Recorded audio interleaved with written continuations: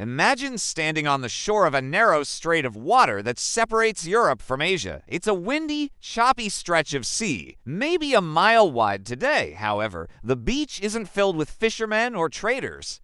It is filled with the most bizarre torture squad in human history. A group of burly men, stripped to the waist, are standing knee-deep in the surf. In their hands, they hold heavy whips made of braided leather and wire.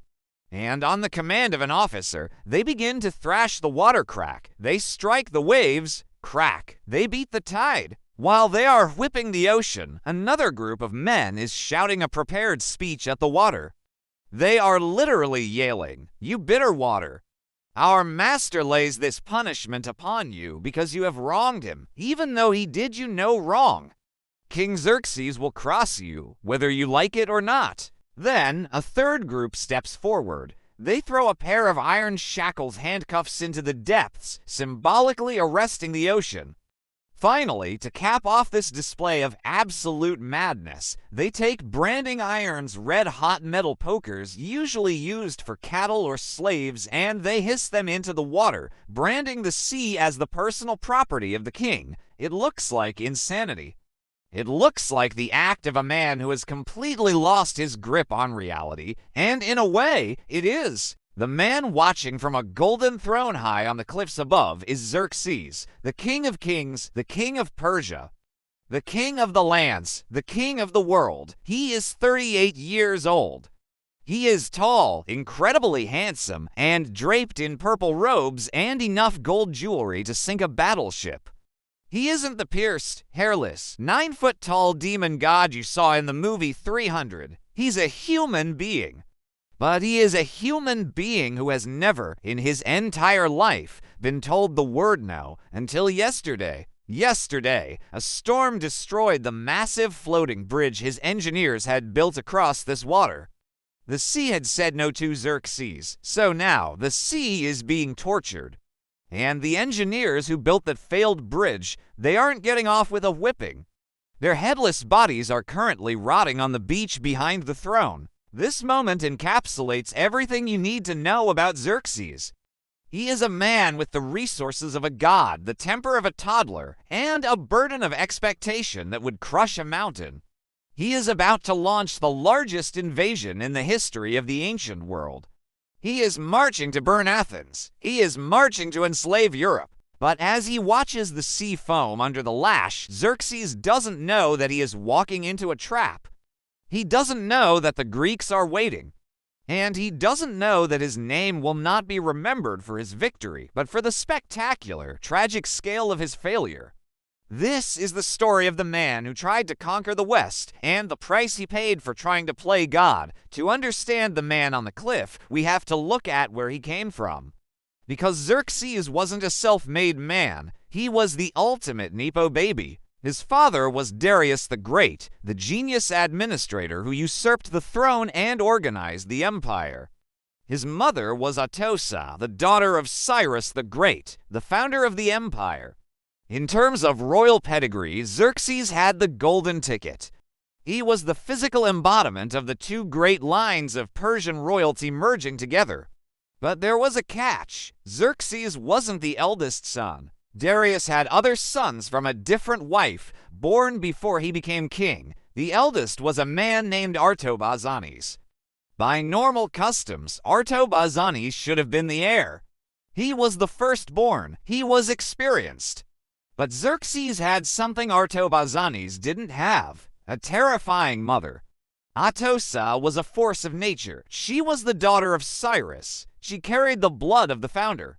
She argued that Artabazanes was merely the son of Darius, the private citizen. Xerxes, however, was the first son born after Darius put on the crown. He was purple-born. It was a legal technicality, but Atossa pushed it. And Darius, who knew better than to argue with the daughter of Cyrus, agreed. He named Xerxes his successor. So, Xerxes grew up in the harem, surrounded by eunuchs and women, constantly being told he was special, constantly being told he was better than his brothers.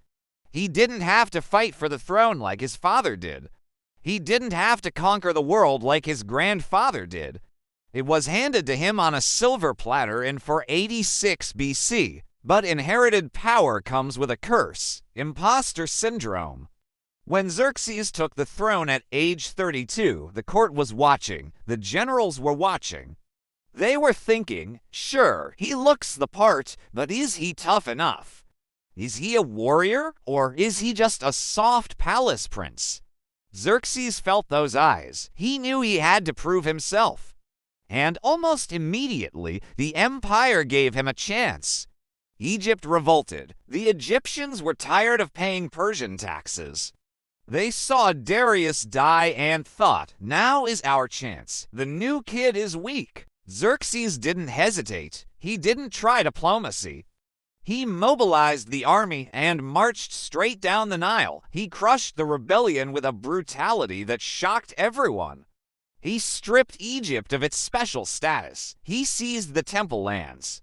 He installed his brother as a dictator governor to squeeze the country dry. Then Babylon revolted. Babylon was the jewel of the ancient world. It was a holy city. Previous Persian kings had treated Babylon with kid gloves, participating in their religious rituals and calling themselves king of Babylon. Xerxes wasn't interested in kid gloves. When Babylon rose up, he besieged the city. When it fell, he did the unthinkable. He marched into the great temple Esagila and confiscated the massive, solid gold statue of their god, Marduk. This wasn't just looting, this was theological warfare. By taking the statue, he made it impossible for the Babylonians to crown a new rightful king because the coronation ceremony required taking the hand of Marduk. No statue, no king. He melted the god down. He dropped the title king of Babylon from his resume. He essentially told the world, I don't care about your traditions. I am the king of Persia, and that is enough. He had proven he was tough. He had proven he was cruel, but in the back of his mind, there was a ghost haunting him. The ghost of his father's failure, Marathon. 10 years earlier, the Athenians had humiliated his father, Darius, at the Battle of Marathon. A tiny Greek democracy had beaten the superpower. Darius had gone to his grave obsessing over it. Now, that obsession belonged to Xerxes. The court was divided. On one side was Mardonius, Xerxes' cousin and top general. Mardonius was a hawk. He whispered in Xerxes' ear constantly, Master, you cannot let the Greeks get away with this. They burned our temples in Sardis. They defied your father. If you don't crush them, the empire looks weak. Plus, Europe is rich. It has orchards, gold, and fine women. It deserves to be yours. On the other side was Artabanus, Xerxes' uncle.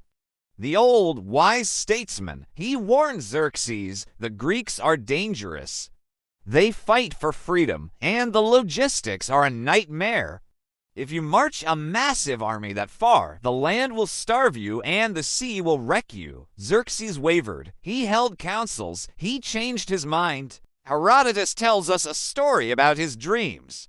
He says Xerxes decided not to invade, but then a tall, beautiful figure appeared in his sleep, warning him that if he didn't go to war, he would be cast down and humiliated. He ignored it. The next night, the dream returned, threatening him. Terrified, Xerxes made his uncle Artabanus sleep in the royal bed, wearing the royal robes, to see if the ghost would visit him too. Sure enough, the spirit appeared to Artabanus and threatened to burn his eyes out with hot irons if he didn't support the war. Whether the dreams were real or just a psychological manifestation of the pressure to live up to his ancestors, the result was the same. Xerxes woke up and chose violence. He gave the order. The full might of the Achaemenid Empire was to be unleashed. This wouldn't be an expedition. This would be a migration. For 4 years, the empire did nothing but prepare. Every province was given a quota: ships, horses, grain, weapons, men. The logistical scale is hard to comprehend even today.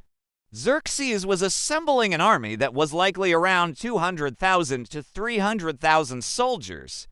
Herodotus claims it was millions, which is impossible, but 200,000 soldiers in the ancient world felt like millions. It was an army that drank rivers dry. To move this beast, Xerxes decided to reshape the geography of the earth. His fleet had been wrecked by storms around Mount Athos, a treacherous peninsula in northern Greece during a previous campaign. Xerxes wasn't going to risk that again. So, he ordered a canal to be dug through the peninsula. This was insane. He was turning a peninsula into an island just to save his ships a detour. Thousands of laborers whipped the earth for 3 years. It was a display of pure ego. I am not bound by nature. I can move mountains. Then came the Hellespont, the gap between Asia and Europe. He didn't want to ferry his troops across. It would take too long. He wanted to march. So he hired Egyptian and Phoenician engineers to build a double bridge of boat pontoons tied together with papyrus and flax cables covered in planks and dirt. As we know, the first attempt failed. The storm broke it. The sea was whipped. The engineers were beheaded. The second team of engineers, presumably very motivated by the fate of the first team, built it stronger. They used 674 ships anchored against the current, tied together with cables as thick as a man's torso. They built high walls on the sides so the horses wouldn't get spooked by the water. It was a marvel of engineering, a floating highway connecting to continents. Spring for 80 BC Sardis. The army gathers. It is a spectacle of colors and languages.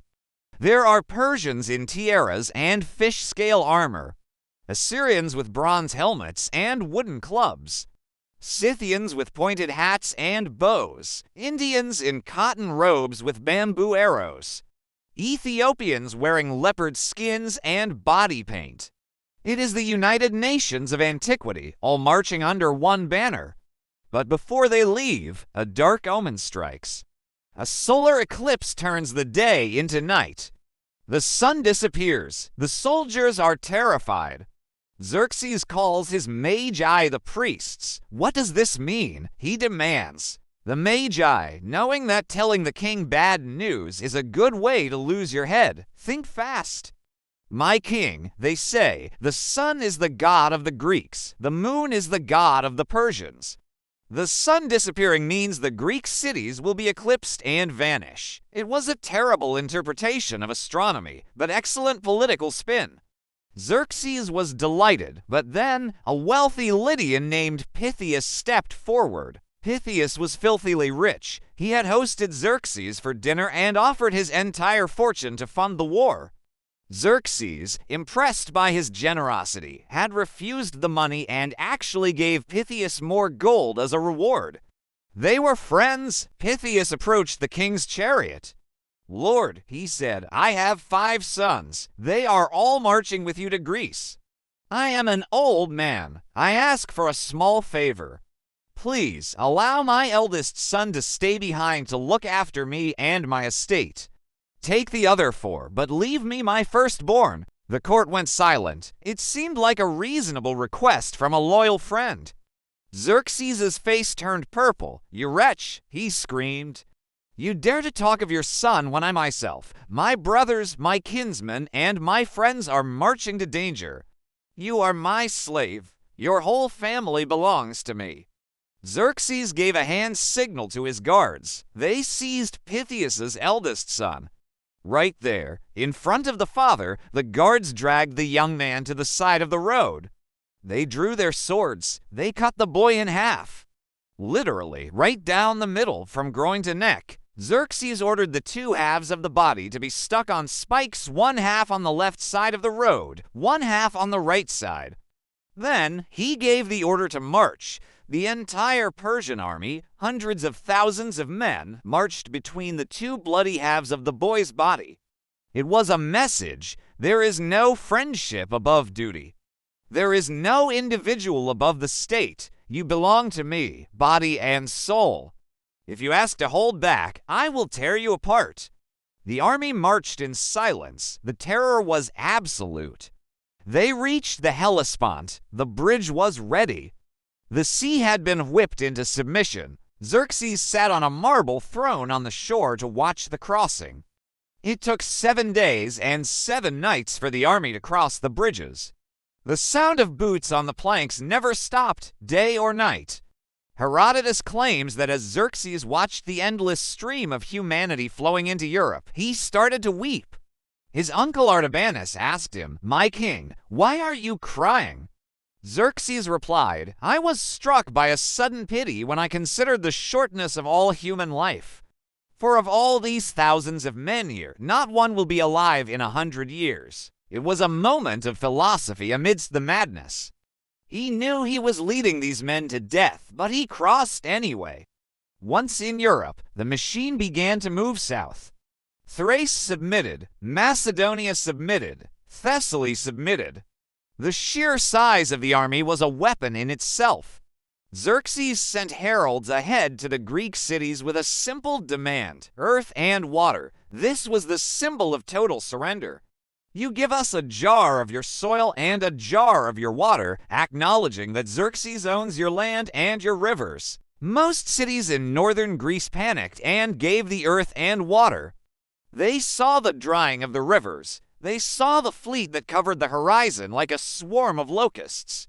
Resistance seemed like suicide, but 2 cities did not give earth and water. In Athens, the Persian heralds were thrown into a pit for criminals. In Sparta, the heralds were thrown down a well and told to dig for the earth and water yourself. It was a violation of all diplomatic norms. You don't kill messengers. By doing so, Athens and Sparta had signed a blood pact. There was no going back. It was victory or extinction. Xerxes heard this and laughed. What could 2 small cities do against the tide? He had the immortals, his elite shock troops, who were never allowed to fall below 10,000 men. If one died, another replaced him instantly. He had cavalry. He had heavy infantry. He had gold. He moved south through the rugged terrain of Greece, feeling invincible. But Greece has a unique geography. It is a land of mountains and jagged coastlines. It doesn't have the wide-open plains of Babylon where a massive army can spread out. To get to Athens, Xerxes had to pass through a narrow bottleneck, a place where the mountains dropped sharply into the sea. A pass so narrow that in some places, only 1 wagon could pass at a time. The locals called it the Hot Gates because of the sulfur springs nearby, Thermopylae. It was August. For 80 BC, the heat was oppressive. Xerxes set up his camp on the flat plain of Molles, looking at the narrow pass. His scouts came back with a strange report. "There is a wall blocking the pass," the scouts said. "And in front of the wall, there are some men. Not many, maybe a few thousand, and the Spartans ... They are behaving strangely." "How?" Xerxes asked. "They are exercising. And they are combing their long hair." Xerxes laughed. Combing their hair. Were these warriors or beauty pageant contestants? He summoned Demaratus, an exiled Spartan king who had fled to Persia and was serving as Xerxes' advisor. Demaratus, Xerxes chuckled. "Tell me about these men who comb their hair before they die." Demaratus didn't laugh. His face was grim. "My king," he said, "I have told you about these people before, and you laughed at me. These are Spartans. When they comb their hair, it means they are preparing to die. They are the finest warriors in the world, and they will not move." Xerxes dismissed him. "There are barely 7,000 Greeks there. I have 200,000. I will wait for days. They will see my army, they will panic, and they will run away." So Xerxes waited. He sat on his throne. He watched the pass. Day 1. The Greeks didn't move day 2. They didn't move day 3. They were still there, polishing their shields, exercising in the dust. Day 4. Silence. By the 5th day, Xerxes was furious. His patience, never his strong suit, was gone. He felt insulted. Who were these ants to delay the elephant? He stood up and pointed at the pass. "Send in the Medes," he ordered. "Bring them to me alive." The Medes were tough soldiers. They charged across the plain, yelling, firing arrows.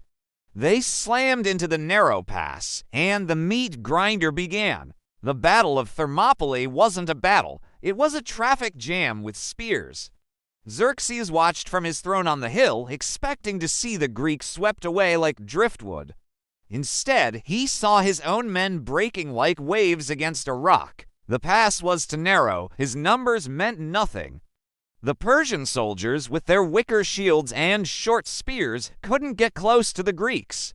The Greeks, led by King Leonidas and his 300 Spartans, backed by about 7,000 other allies, stood shoulder to shoulder in a phalanx. Their shields were massive bronze discs. Their spears were long dory. They were a bronze chainsaw. The Medes charged. They were slaughtered. The bodies started to pile up, creating a gruesome rampart. Xerxes, growing impatient, pulled back the Medes. He decided to end it. He sent in the immortals. These were the elite, the Delta Force of Persia. Silent, masked, terrifying, they marched into the pass with discipline and skill. Xerxes jumped up from his throne 3 times in terror as he watched them get butchered. The Spartans used a tactic called the feigned retreat. They would pretend to break and run, turning their backs. The immortals, thinking they had won, would break formation and chase them, shouting. Then, at a signal, the Spartans would spin around on their heels, lock shields, and smash into the disorganized Persians. It was a massacre for 2 days. This went on. Xerxes was losing his mind. He had millions of men, but he couldn't kill a few thousand Greeks. The King of Kings was being held hostage by a geography lesson. Then, luck or treachery intervened. A local Greek shepherd named Ephialtes came to Xerxes' tent. He was a nobody, a traitor looking for a payday. "Lord," Ephialtes whispered, "there is a path. A goat track. It goes through the mountains, behind the pass. I can show you." Xerxes didn't hesitate. He sent the immortals that night, guided by the traitor, under the light of the full moon. They silently killed the Phocian guards stationed on the path and encircled the Greeks. The next morning, Leonidas knew he was doomed. He sent most of the allies away. He stayed with his 300 Spartans, 700 Thespians, and 400 Thebans. They fought to the death. Leonidas fell. The Greeks fought over his body like wild beasts. Eventually, the Persians, tired of dying on Spartan spears, backed off and rained arrows down on the last survivors until they were all dead. Xerxes walked through the carnage. He found the body of Leonidas. Usually, Persians respected brave enemies, but Xerxes was furious. This one man had delayed him, humiliated him, and killed his best soldiers. Xerxes ordered Leonidas's head to be cut off and stuck on a pike. His body was crucified. It was a petty act of rage from a king who was used to easy wins. The road to Athens was now open. The Persian juggernaut rolled south. They burned cities. They destroyed crops. The panic in Athens was absolute. The Athenians consulted the Oracle of Delphi. The priestess, high on ethylene vapors, gave them a terrifying prophecy. "Fly, you wretches. Fire and Ares will destroy your city. All is lost." The Athenians begged for a better answer. They essentially said, "Please, give us something we can work with." The oracle gave a second prophecy. "Though all else shall be taken, Zeus grants to Athena that the wooden wall alone shall remain unbreached." The wooden wall. What did it mean? Some older Athenians thought it meant the old wooden fence around the Acropolis. "We should barricade ourselves in the citadel," they argued. But a politician named Themistocles had a different idea. Themistocles was brilliant, slippery, and visionary. He had convinced Athens years earlier to use the silver from a new mine to build a massive fleet of triremes warships. "The wooden wall," Themistocles shouted in the assembly, "is the ships? We must abandon the city. We must take to the sea.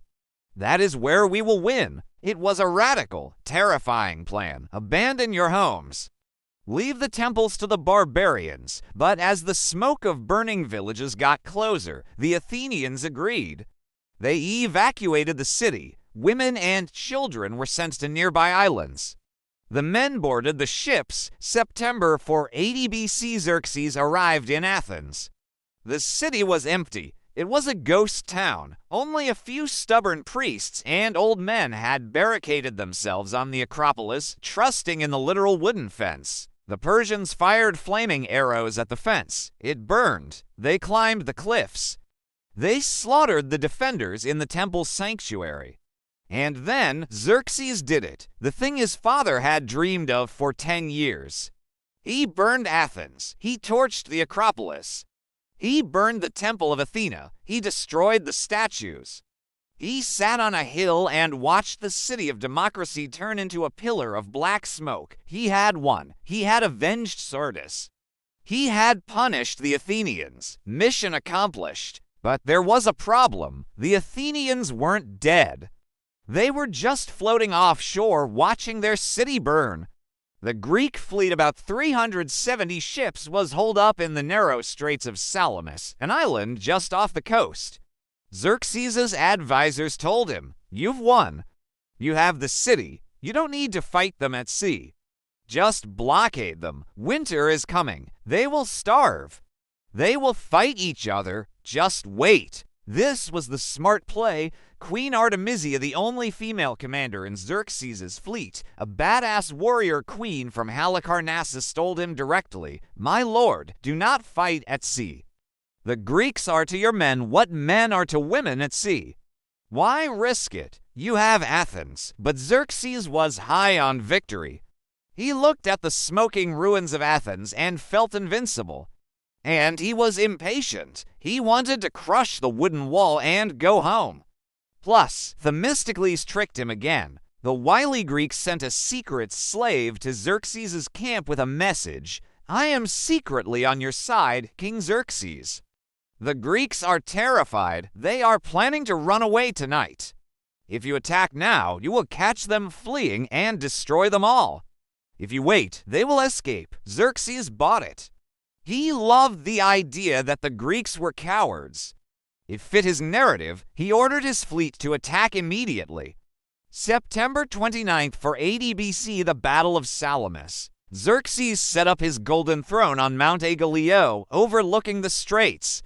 He had scribes with him to write down the names of brave captains so he could reward them, and cowardly captains so he could execute them. He wanted a front row seat to the slaughter.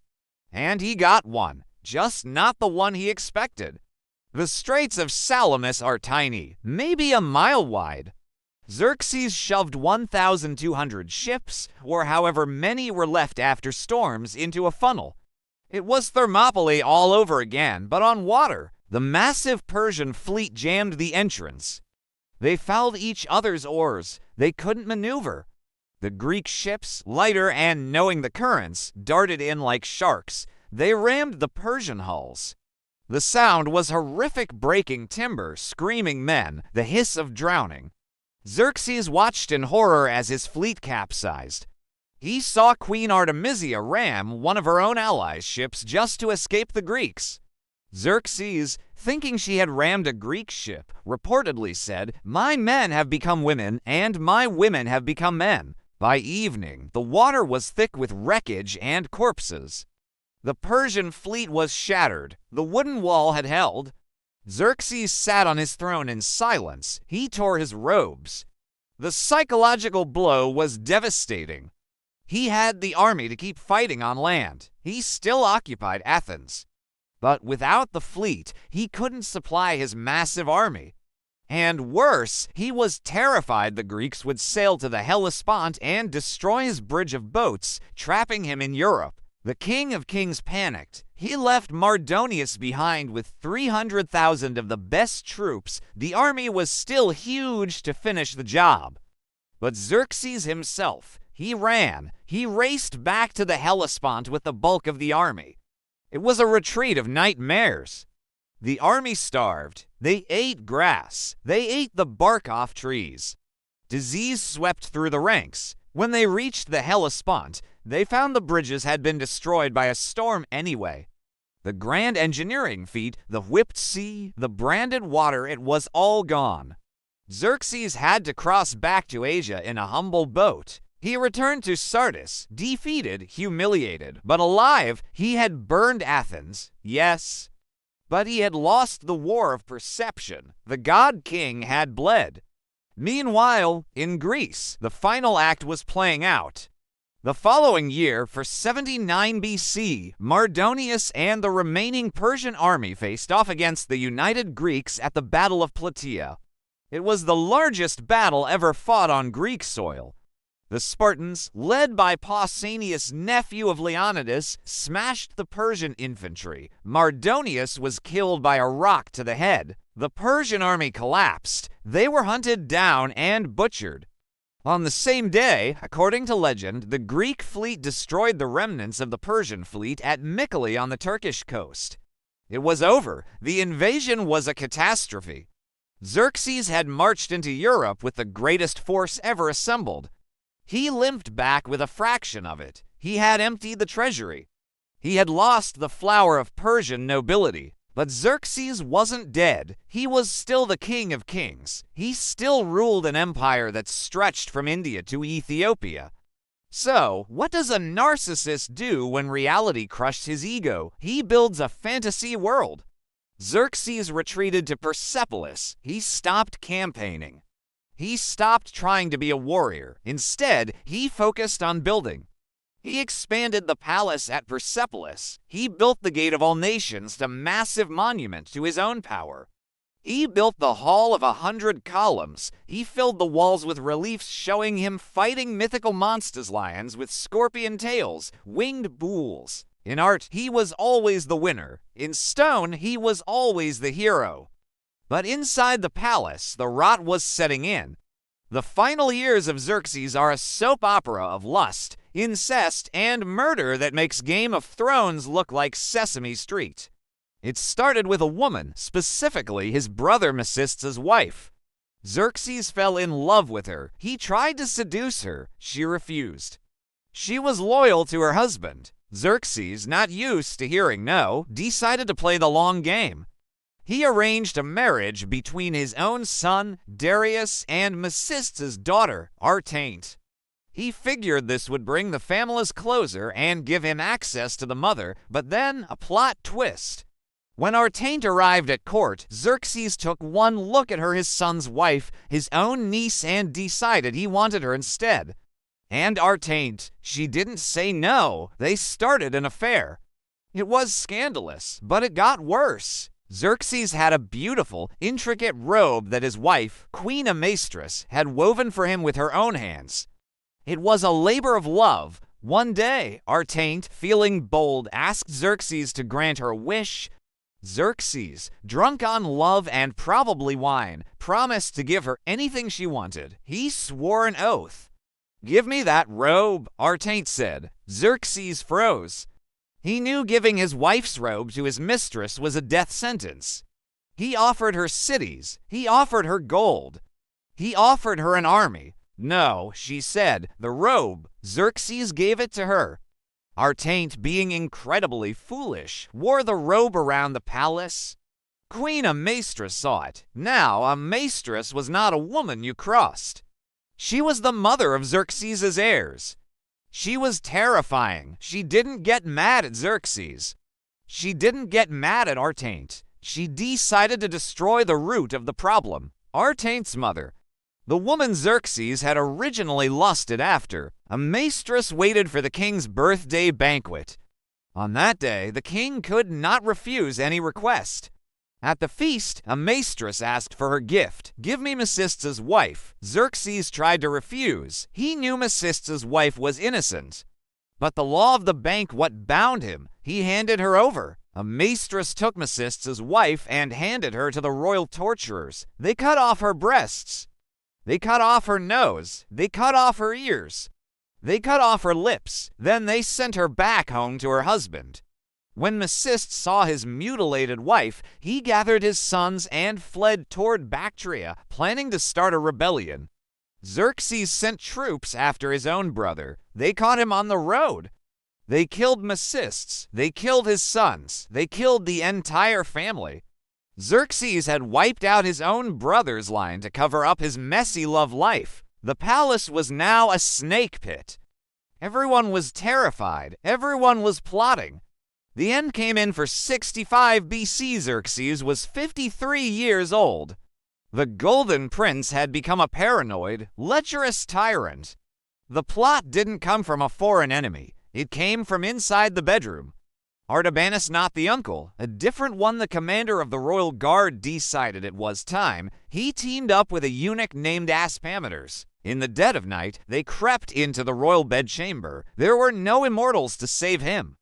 No whips to beat the sea. No golden throne. Just a knife in the dark. They stabbed the King of Kings to death in his own bed, but the bloodshed wasn't over.